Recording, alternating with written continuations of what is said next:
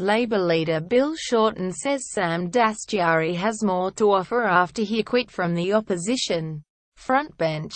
It's hard to keep a good Dastyari down, and even a seriously chastened one, who admits poor judgment, will be hard to stop. He has Labour's New South Wales right faction behind him and the broad national right, as well as some sympathy from the left.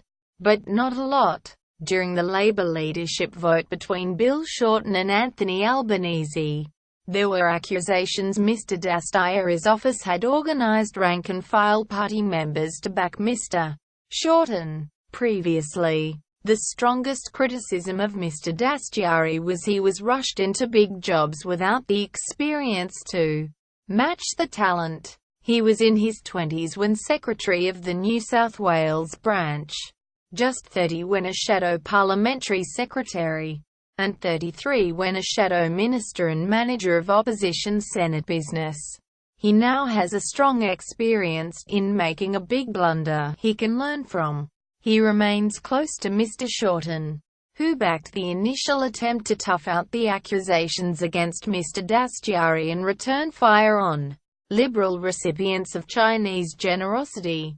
The pair held talks immediately after the senator's hugely unsuccessful press conference on Tuesday.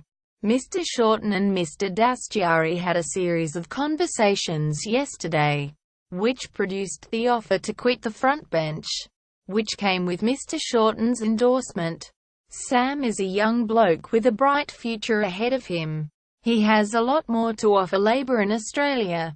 However, the timetable for a Dastyari political resurrection and will depend on memories fading on the unexplained $1,670 gift in travel expenses from a Chinese businessman, plus Mr. Dastyari's apparent contradiction of Labour policy to favour China on a big foreign policy matter. Mr. Bernardi headed the campaign against Mr. Dastyari and effectively forced him from the opposition frontbench last night. He prosecuted the Liberal case on the unexplained gifts.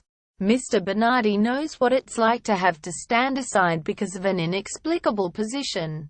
In September 2012, he stood down as Tony Abbott's shadow parliamentary secretary for supporting families after making comments that the Prime Minister called repugnant and ill-disciplined.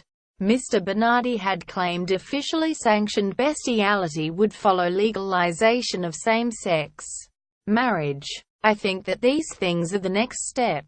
He has not made it back to the frontbench but has assumed an influential factional leadership role within the Liberal right-wing base, and will soon head to New York to represent Australia for 3 months at the United Nations, which he once called an unelected and unaccountable body.